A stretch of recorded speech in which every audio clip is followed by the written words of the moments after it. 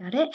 And so I'd like to introduce to you all Stuart Allenberg. He is the Director of Risk Management for Adams 12 5-star schools. So he is presenting on or sharing information with the FAC on our 2.5.1 portion. And so the insurance program, workers' comp summary, and then SIDSIP. So take it away, Stuart. Good morning, FAC members. We really do appreciate your service to the district and to our students. With the invitation, there were 3 documents that were included there. I just really want to kind of focus in on the first document, which is the school district insurance program. That's our summary. The other 2 documents are just kind of evidence that we really do have insurance coverage. The second document is the work comp summary, and the third document is what's called the SIDSIP declaration page. If we could just focus in on that first document that summarizes the program. It highlights our property and liability insurance coverage, which is through the Colorado School District Self-Insurance Pool. I'll refer to that as SIDSIP. Well, as the name implies, it's a pool that is comprised of 165 school districts within the state. And Adams 12, we've been with them for 6 years now. Now, you may be wondering, are there other options to SIDSIP available to the school district? And yes, there are. There's commercial insurance carriers out there that will write coverage for school districts. But to be very honest with you, it's not very viable right now. And the reason for that is the property insurance coverage. A few years ago, when the country was getting hammered by windstorms and hailstorms, they decided to change the deductible structure for property insurance related to those 2 perils. The first one is they've set up a percentage deductible by the value of a building. And typically that's 3%. I was just talking to our operations manager, and he's basically said that a new high school could easily run over $100 million to build. Well, if you had a 3% deductible, you're looking at a $3 million deductible for every hailstorm or windstorm. The second thing that the insurance companies have done is they have a deductible per location. So every building has a separate deductible. Well, that combination of a percentage deductible and a per location deductible basically means that school districts are kind of almost self-insured. SIDSIP has just one deductible, regardless of how many buildings are damaged in one event. So is this really an issue? Well, back in 2018, we had 2 losses. One was for a windstorm and another was for a hailstorm. And those 2 losses totaled over $1.3 million in damage to the district.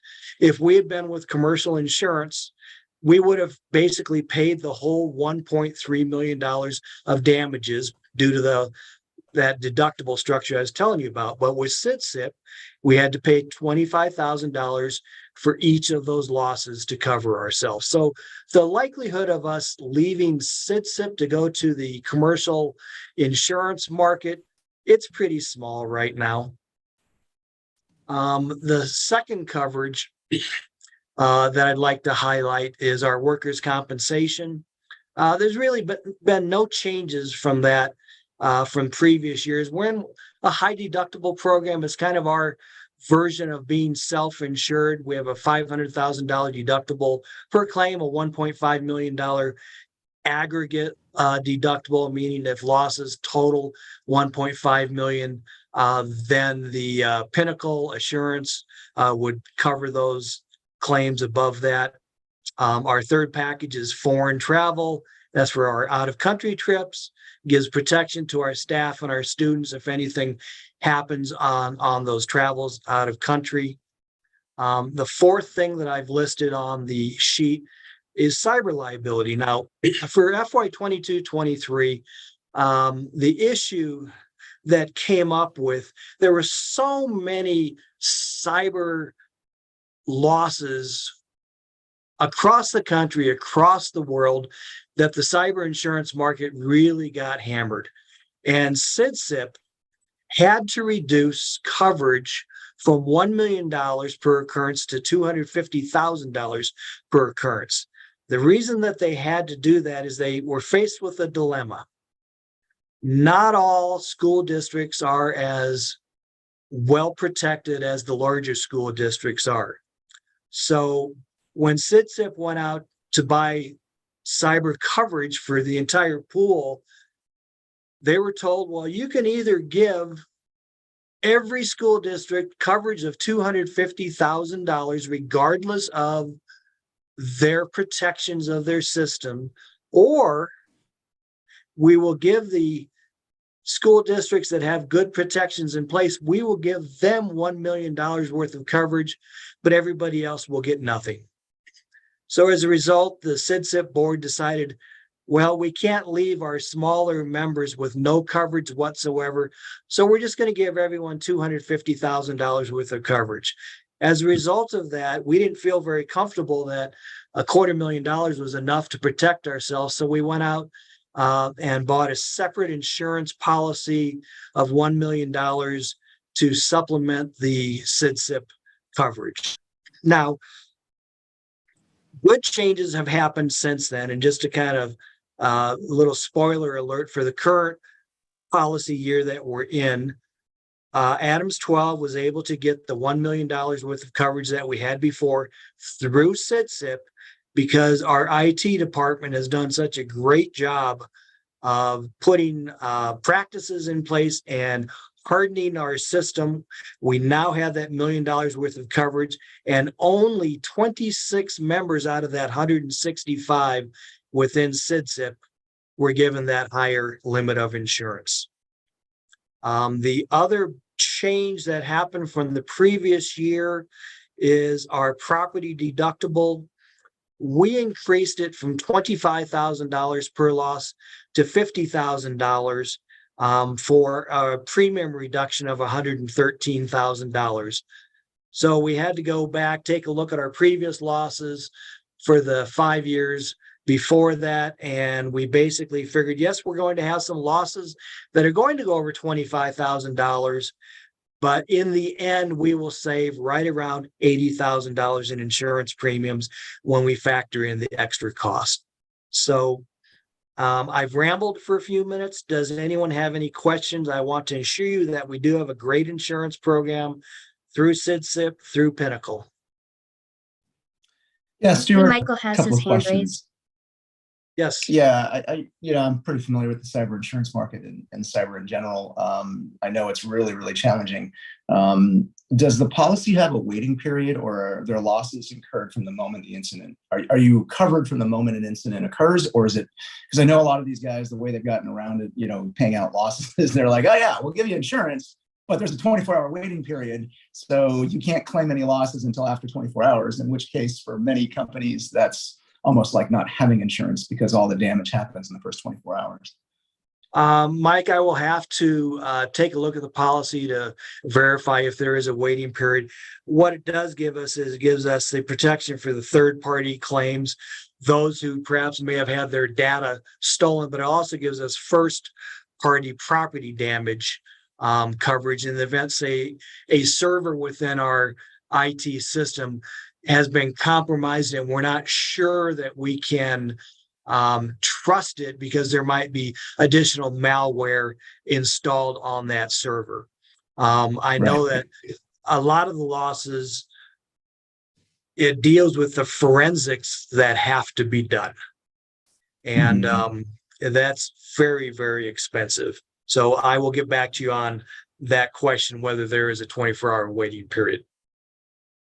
Got it. And do they separately carve out ransomware, or is that just covered under, if you have to pay ransom on ransomware, is that covered by the insurance, or is that not covered by insurance? Our policy? It can be covered by insurance. I will get you that information too. Hopefully we never have to use that coverage, but yeah, that's helpful information. I think, look, the losses and the dollar amounts that go with cyber breaches, if you have to, pay for all the employees to have, credit monitoring. That's going to be, many times $1 million coverage. So that's probably not all that meaningful for that. But if there's ransomware and stuff, maybe the $1 million can be helpful in the case of a ransomware attack. So Yeah, and helpful info. good. Any other questions? Hey, Gina, the policy that we're ensuring compliance with is just stated here on 2.5.1, right?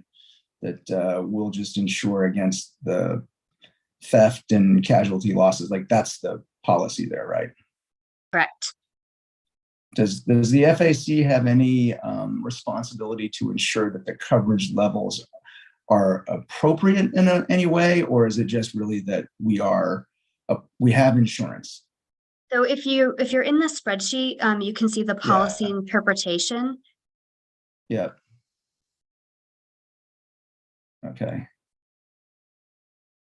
I would be concerned if I was in your shoes, Michael, with wow, they've only got $1 million worth of general liability coverage and only $1 million of auto liability. I mean, those are limits that would be incredibly low in this day and age. Right. So that's what I'm just reading. I think if appropriate policies are in place to cover. Yeah, I think if I'm kind of looking to the FAC members who have participated in prior years. I think if there's a recommendation that perhaps the FAC should consider, or the district should consider looking into different levels, we can certainly put that on there and have that conversation. I would say that we have people who work very collaboratively across the industry to come up with those levels. And when we changed the deductible, that wasn't taken lightly. There was a lot of analysis done looking at what have the trends been. Are we paying this $80,000 more a year to have this $25,000 difference? And what percentage of our claims historically have been in that range? So it's these decisions are certainly, a lot of analysis is done and they're not taken lightly. Definitely not a shoot from the hip. I mean, I guess, very much to Stuart's point, one thing I'm not necessarily calibrated around is how often do school districts get sued by people? Because in the world I live in, Stuart's point's exactly what my concern would be. I'm like, wow, I would never get away with a board approving those levels of limits because, corporate entities tend to get sued a lot more. And I'm just like, those limits would not fly. Because, $1 million is, to Stuart's point, I mean, that's like a month's worth of a litigator's time if you're lucky. So, any kind of lawsuit will be far in excess of those limits. If you have a school bus or any kind of, school vehicle that is involved in a significant accident and there's injuries, I think those limits seem very, very low to me.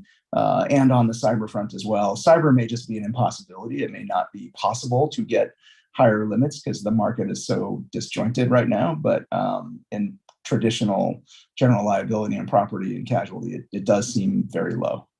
Mike, the protection that we have as a public entity is the Colorado Governmental Immunity Act.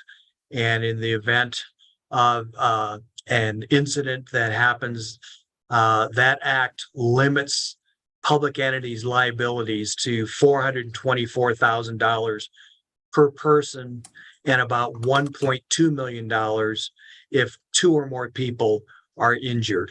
The big risk, it would be federal lawsuits, 1983 actions where there are no limitations to what can be awarded. But the Colorado Governmental Immunity Act gives us some good protections from those out of control lawsuits, and that's called social engineering these days. A lot of things that are being driven by social media are driving up the cost of lawsuits everywhere. I think I saw somebody or heard somebody else trying to ask a question or make a comment.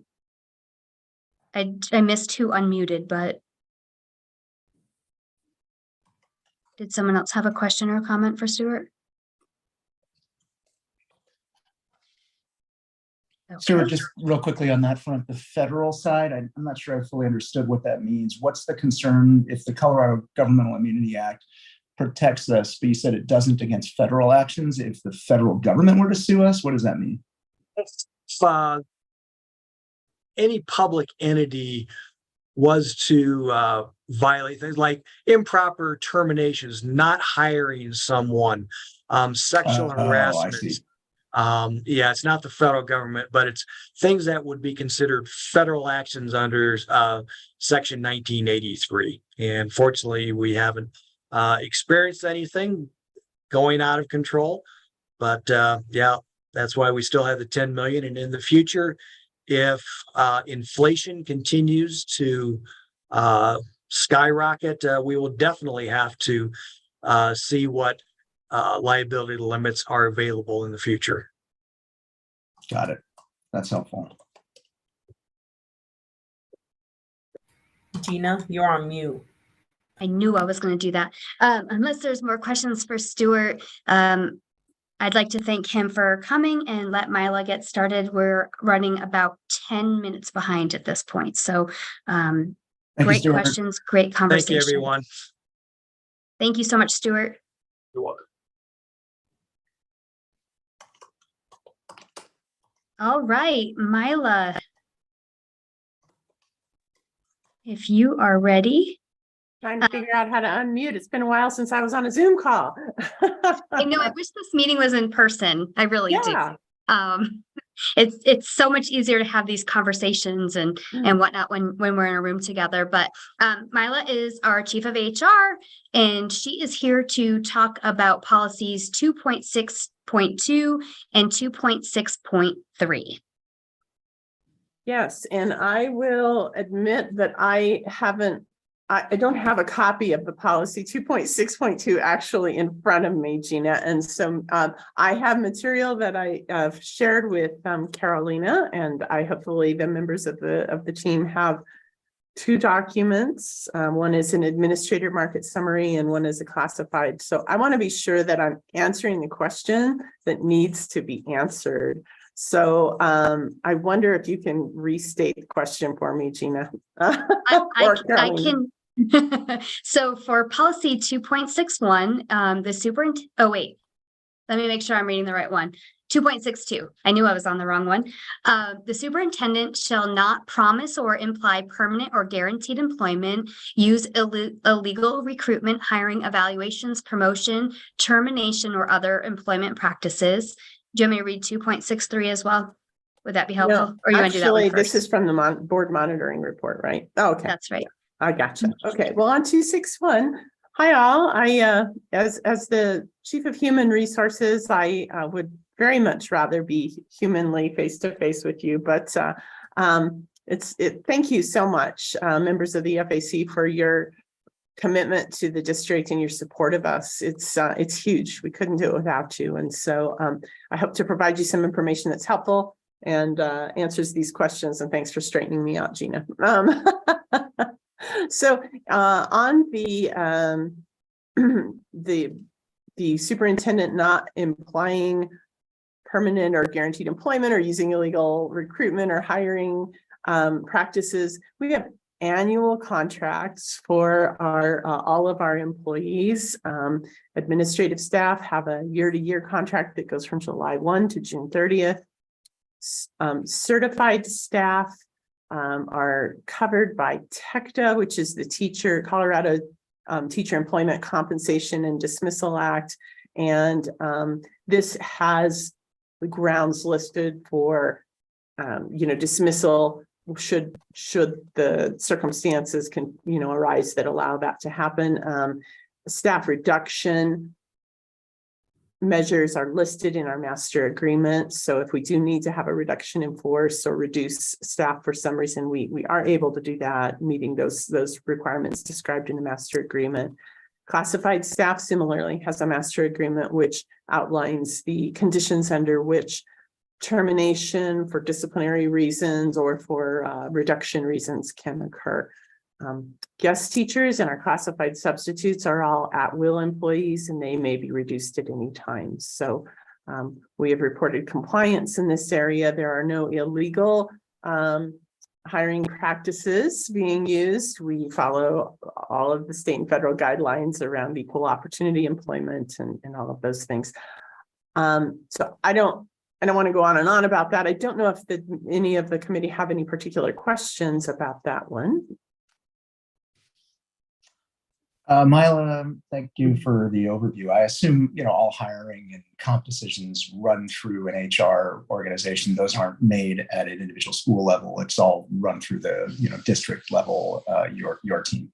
Yeah, the hiring process, thanks for asking, Mike, is overseen and governed by HR. Schools and departments do use our job posting platform.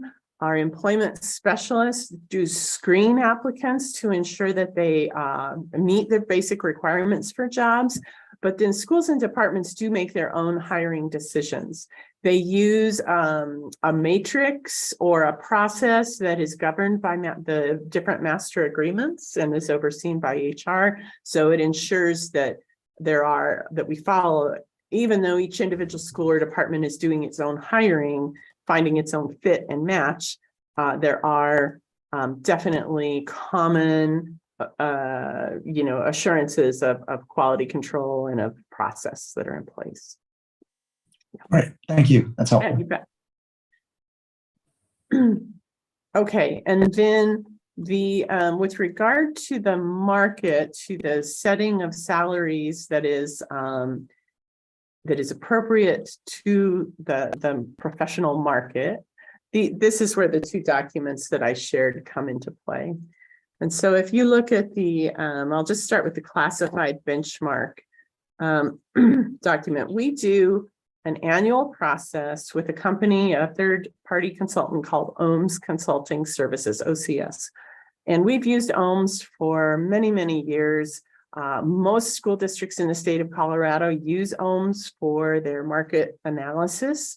They do a lot of comparison. They do the comparison of the job duties, the complexity of the work, the requirements for the positions, the amount of supervision. They use those factors to set salaries. They use a process then that looks at the midpoint salary for the different jobs and comparable jobs, and then sets a plus or minus market based on the midpoint salary. So we use 8 comparison school districts to look at our jobs, and I'm going to pull my little cheat sheet list out. Those 8 districts that we compare ourselves to are Jefferson County, Aurora, Boulder Valley, Cherry Creek, Douglas County, Brighton, Denver, St. Vrain. And those are either our geographic competitors or they are our sort of similarly sized competitors. And so those 8 districts we've been using for a while now. So when I say compared to the market, we're comparing to those 8 districts. And this goes for administrators as well as for classified employees. So what you see on this spreadsheet then is our several columns. There's the Adams 12 midpoint, 80-12 midpoint. You see the OCS midpoint. So that's those 8 school districts. And for example, the first line of that is the custodial trainer position. Around the metro area, this position, the midpoint is $32.52 an hour. Our midpoint is only $28.10. That puts us negative 13.59% below the market. So our board policy asks us to stay within plus or minus 5%. We don't want to be more than 5% over, generally speaking. We don't want to be more than 5% under, generally speaking. The policy actually calls a plus or minus 10 as our boundaries, but we try and stay in this plus minus 5. And so we will reclassify jobs. We will move their levels when we find ourselves very much outside of the range. often we will not respond immediately to, if we've got a volatile market, which we've had for a few years, and we see something veering high or low, we will often watch for a year to just see if this is the stable, true trajectory. We know there are positions that are pretty volatile and changing a lot in current times. The last two columns on this spreadsheet represent some new work in the last couple of years, and this is the incorporation of data not just from OCS, but also, and OCS focuses on public schools and public sector employers like metro government groups, state government groups. We found ourselves competing in many areas for positions that don't just live in the public sector. For example, your groundskeepers or your IT folks or your finance folks, your HR folks. These are people who can get jobs in private or public sector work. And our market data, just looking at public sector employers, just was significantly lagging. We were seeing it in our recruitment and our ability to recruit and to retain our employees. And so we started monitoring 2 years ago salary.com data. This incorporates public and private sector employers. And so we monitored for about a year to see if this really would skew our data in ways that were unacceptable or inappropriate, but we've decided to go ahead and use them. We weight them at 1/3 of the math formula that we use, and we only use them for non-educator positions. OCS does a great job market surveying for us in the public education sector. We have no real complaint about that. It was just that we found that for these private sector types of jobs, we needed to incorporate some additional market data. So what you see there is not all positions get marketed, and use the salary.com data. Things that are unique to school districts that are really we don't find a lot of competition from the private sector, we don't use. So you'll see some additional information there. And Mike, I see your hand is up. Do you have a question? Yeah, just real quickly, when you guys look at the compensation, especially for OCS, are all the benefits and pension, I mean, pensions, I think state level, right? But are benefits by districts fairly consistent? So it really is just a salary benchmark? We use primarily a salary benchmark. In this monitoring report, we do include a comparison of benefits, both paid days off, which is pretty darn comparable across all of the school districts, as well as the benefits for health, dental, vision insurance. And I would say that we are, in this past year's analysis on the monthly contribution for employees only, we're just 4.4% above.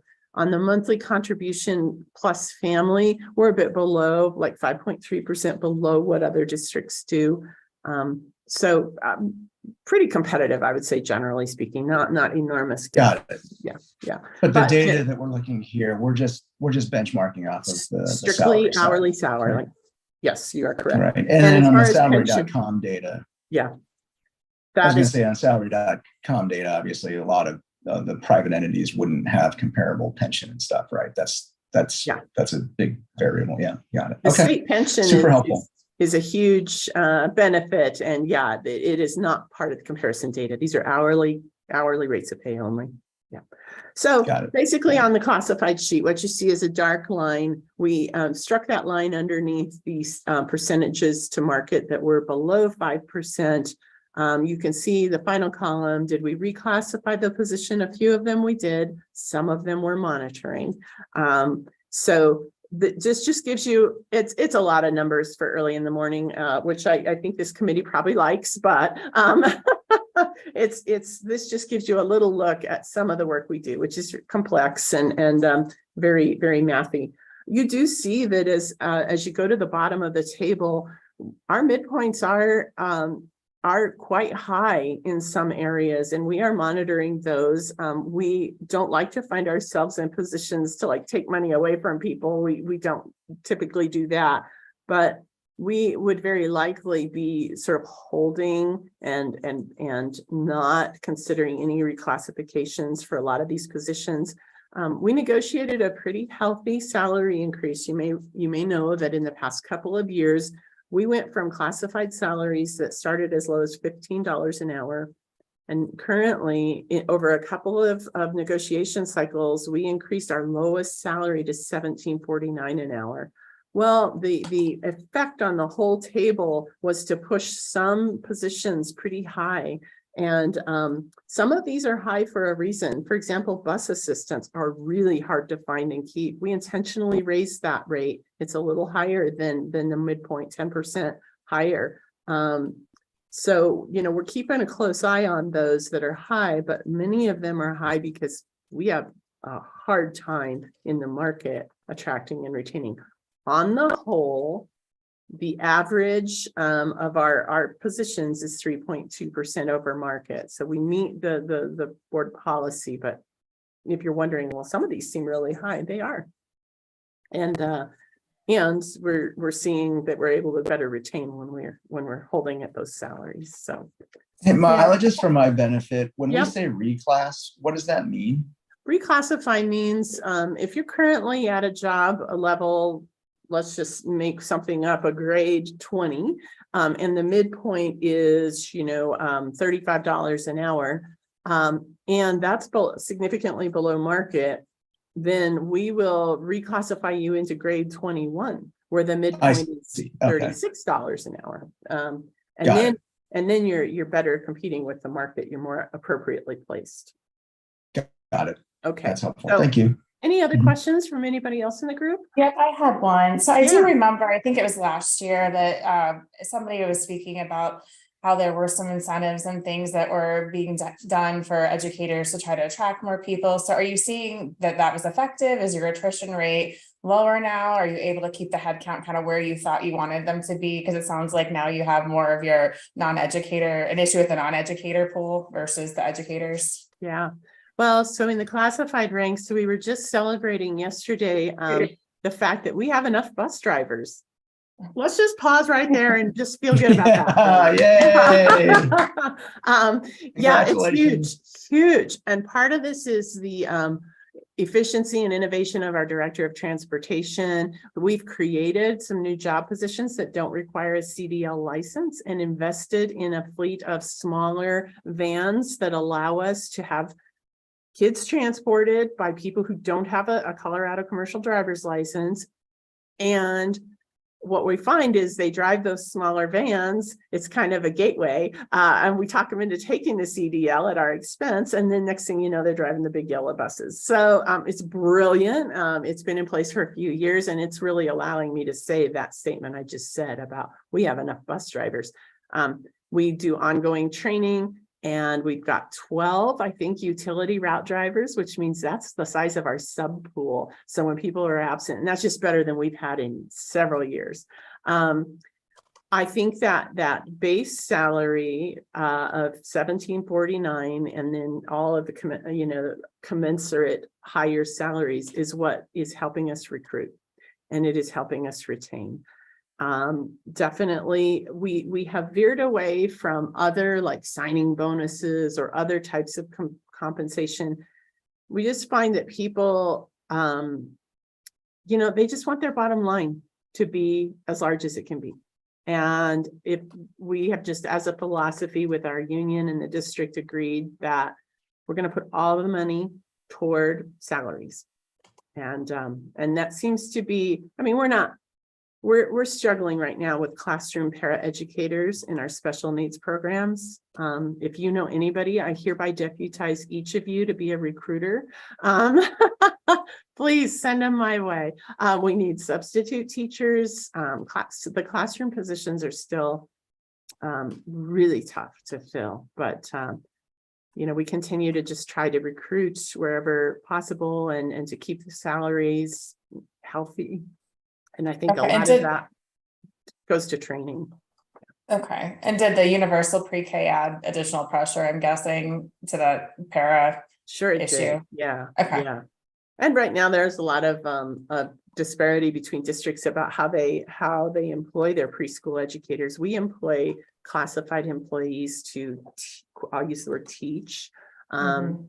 Many districts employ only certified employees to teach their preschool, and that's kind of a big difference in approach. And it will be very expensive for us, not to mention prohibitive, to find certified teachers were we to flip over to that other model. But we have trouble finding para educators and preschool and special needs para educators as it is. So yeah, it's a tough market out there. So I know my time is probably scooting by, so I'll just briefly highlight the administrator market survey document. It's the same approach that I described for classified. It's the, looking at the Adams 12 midpoint, looking at the market midpoint. It's the same group. OHM's Consulting Services compares us to the same 8 school districts for these administrative positions. We have incorporated the salary.com data for private and public sector types of roles. This is IT is a big one in this space, finance, HR, construction, and some of those others are definitely places we use salary.com data. And so you'll see these go from low to high, like the other list was sorted, and we're generally staying in the market. We did reclassify a couple of positions right at the top. We had been keeping an eye on the chief communications officer for several years, and it was always skating really close to this 5% cutoff line. And so because it was so chronically right at the boundary, we went ahead and made the decision to reclassify it this year. You can see with the salary.com data included, our director of maintenance operations really needed to be reclassified. And so that was done. We did not reclassify the 2 HR positions, even though using the salary.com data, it looked like we maybe should. We're monitoring. That was the first year we've gotten that data. We're not that far behind when we compare ourselves to other school districts. It's a little weird to reclassify on my own team. Try to keep a really unbiased approach to the work, very mathematical, but anyway, we're monitoring. And then as you go up the list, you just see that we do have a couple of positions that are high-ish, when you look at the markets, including salary.com and other districts. Our payroll managers a bit over market. We're going to have to keep an eye on that. Probably not going to reclassify that anytime in the near future. Same with our executive director of equity and engagement.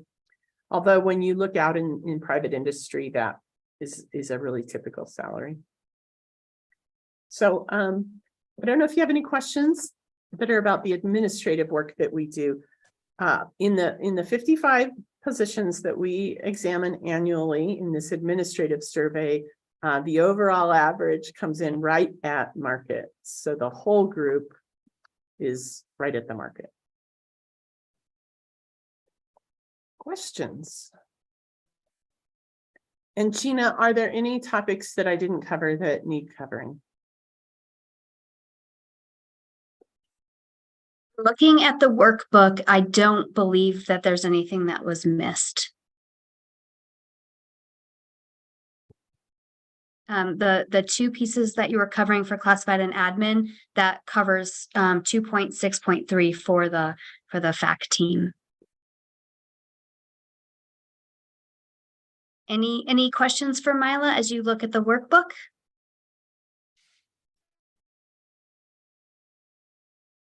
I would love to see any correspondence from you saying, hey, call so-and-so, she might want a job as a sub or a para. All right. Thank you so much. Once again, Thank you so much, Mila. Appreciate your Thank you, support Mila. of our district. Thank you. Thank you, Mila. All right, so that concludes the interview portion of, I'm just looking to make sure, it concludes the interview portion